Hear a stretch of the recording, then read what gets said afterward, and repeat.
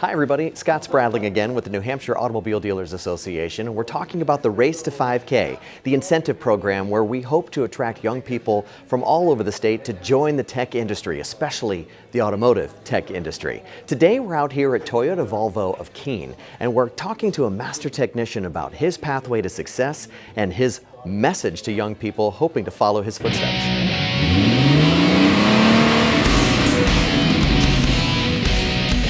Evan Roberts has been working in the automotive industry for 24 years. He's also achieved the rank of Master Tech. Today we're going to see what advice he has for students looking to follow in his footsteps. So Evan, thanks for sitting down with us. Thank you. Let's start with the easy part. Introduce yourself for us. Tell us where you're from, what school you went to, and what you're doing now. Perfect. So my name's Evan Roberts, from Keene, New Hampshire. I started out I went to Keene High, graduated from Keene High School. Went through the automotive program at Keene High. After that, went to New Hampshire Technical College in Stratham, which was a sponsored program by Toyota at the time. I'm not sure if they still have that in Stratham or not. Graduated from there and started here. I actually started working here while I was in high school, so was familiar with what was going on. Actually got out on early release in high school to come here and work for my automotive class. Then went to college, graduated from there, and then gone through the manufacturer training after that.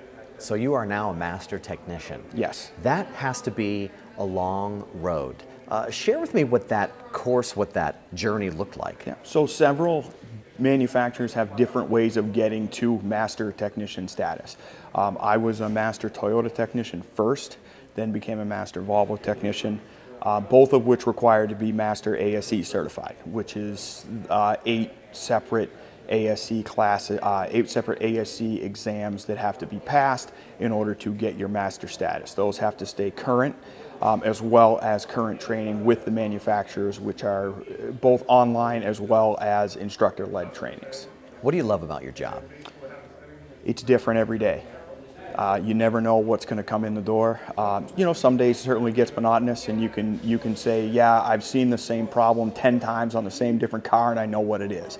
And then you get others that you come in and say, wow, I've never seen this, and 4 days later you're still trying to figure out exactly what it is, what outside influence had taken place to get it to this point.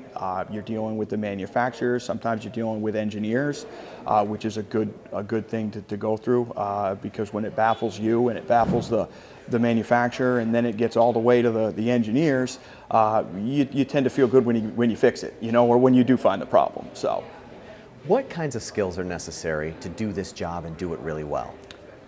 Reading, translating, and basic mathematics, more or less good communication skills, reading skills, and comprehension. Those are probably the biggest effective areas. You don't need to be a math wizard. You don't need to be an English major. Nothing like that. You just have to have good. You just have to have good communication skills and good reading and good comprehension. Evan, when you were in high school and coming here part-time, what was that moment or what was happening when you knew you were in the right place doing the thing that was going to make you happy? Honestly, money played a big part of that. Okay. I came here. My uncle had been a master Toyota tech who still actually works for Toyota as a service and parts director for years and years. And I got here and I started talking to a lot of the other master techs and seeing what they did, and going out on their boats after work and going water skiing and stuff. And I said, wow, I like working on cars. You have to have a passion for cars. You have to enjoy working on them, and I did that. I liked it. I liked cars. I liked working on cars. So I said, wow, this is pretty good. And then I saw that, wow, you guys are making $100,000 a year. I could get into this, and then it just took off after that. So I kind of knew at that point that I wanted to do that for a living, for a career. Do you ever stop learning in a job like this? Never. I just literally got back from a week training on the new electric vehicle that Volvo's come out with. Totally different, nothing I'd ever seen before, nothing I'd ever worked on before, so totally new. And actually, as I came in last Friday morning, we had a hybrid Volvo problem that I had never seen before. We don't sell a lot of hybrid Volvos around here, so for us to get a problem with it, you have to use your schooling. So just this year, even with the pandemic going on, I've had 3 weeks of out of dealer training for continued learning on these things. That's exciting. A lot of training. So part of why we're talking to you is to really open the eyes and open hopefully doors to young people to come and do this type of job for a living. What might your advice be to a young person who maybe likes cars, kicking tires on this if you will, and isn't quite sure how to get started? Get in with a dealership. The dealers are going to be the ones that are going to be able to send you through the training.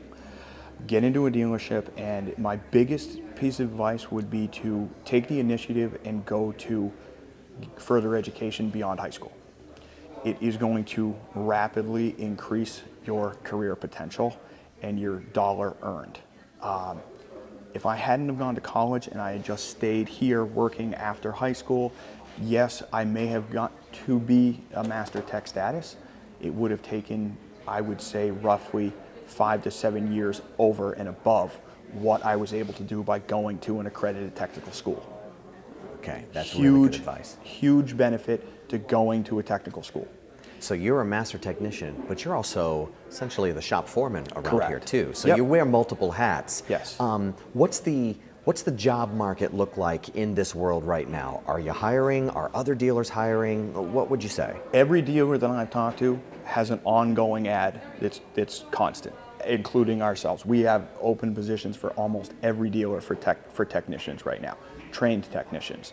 Sometimes I can find entry level, sometimes I can find, I just hired a kid right out of the high school program. He starts in a week and a half.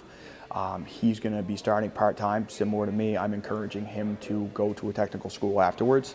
I've got another gentleman that's in the technical school right now. I'm not sure exactly what school he's going to. I think he's going to Lakes Region, actually, Lakes Region Community College, which is a good program.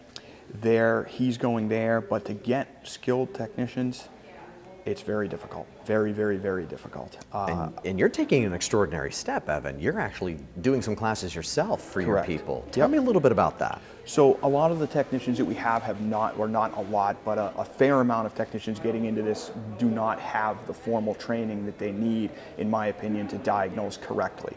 And in order to get there, they do need the formal training. I put on classes on Tuesday nights. I have anywhere from 10 to 15 people that come from multiple dealers that we have to do these training classes in hopes to get them to the level where they can pass their ASE tests and they can really excel to become a master technician, because that's what we need. What's it like working in a shop like this? What's the environment like? It's busy, it's fast-paced. It can be very good and rewarding. It can be frustrating as well. There's certainly times where you're know that you're taking a long time to fix something, and knowing in the back of your mind that you really need to get things going because there's 10 jobs behind it. But it's a fun environment. It's definitely it's something that you can do your own thing. Nobody's breathing down your neck all day. You're not stuck in a cubicle. You can walk outside. You can drive outside. Maybe not today. It's a little cold, but you can go and do what you want. And it is a fun working environment. It really is. When you're hiring a young person, when you're looking for that skill set, what kinds of skills are you looking for? What do they need to bring to the table to be able to work for someone like you? They need a good understanding of mechanical aptitude. That's the biggest thing. A lot of kids, they do come like, oh, maybe I'd like to work on cars. Well, you don't know if you'd like to work on cars until you've actually worked on cars. So most of the young kids that come to us, they have a little bit of training. They have a mechanical aptitude. They've been working with their dads in the garage for their whole lives. Since they were 5, 6 years old, they've been doing stuff like that. That's someone that in the end could become your next master tech, because they have a passion for it. It's not a job, it's a career. There's a difference. And you said that no day is really the same. No. So I'm going to ask you a loaded question. What's a normal day look like for Evan? For my position, where I am responsible for dispatching to the entire, so I get all the work from the service writers, anywhere from 60 to 100 repair orders a day that I then get to delegate out to all my different technicians, including myself, because if I get one that needs a diagnosis type thing, then I'm jumping in. Now I'm doing this and someone else is taking over that dispatch status. It's really, you never know. A simple job could turn into something you're working on for 8 hours, or you could do a lot of simple jobs that day. You could come in and I changed oil on 10 different cars and that was about it, so it's really, you really never know. It is different every day, that's for sure. Love that's that. what makes it a great career on that end of it. You don't get bored. Variety is the spice of life. No honestly. technician has ever been bored. Definitely not. Right now, do you have a favorite TV show or something that you like to watch when you get home? I like watching fishing. Actually, I watch a lot of fishing. Excellent. Yeah, especially like 5 a.m. Sunday mornings, the good fishing shows are That's on. great. So that's me. Evan, do you have any pets? I do. Well, my wife does. She has 3 cats. I do not have any pets. Fair enough. Okay. Outside of working on the vehicles, do you have any hobbies? Fishing. You love I do it. a lot of bass fishing. I actually like to travel all over the country bass fishing. Usually take 2 or 3 trips throughout Texas, Arkansas, Louisiana through the year bass fishing with my son. So Good for you. yeah. That's great. It's an expensive hobby, but it's fun. So if the family's letting you make the decision, what are you putting on your pizza? I don't actually like pizza, which is kind of Really? odd. But if I did have to eat pizza, it would be, I like buffalo chicken. I actually have had buffalo chicken pizza that's pretty good. Okay. All right. I like it. And the last thing is are you a sports fan at all? Do you follow A little anything? bit. My son plays hockey, so we watch the Bruins. Excellent. That's my sport. I like watching fishing and Bruins. So Perfect. Yep. Perfect. Well, Evan, thank you very much. Thank you. Appreciate I appreciate your time and appreciate what you guys are doing. It's great to see you. You too. And don't forget to follow us on social media, on our website, and also on Facebook and Instagram. We'll see you in the next video.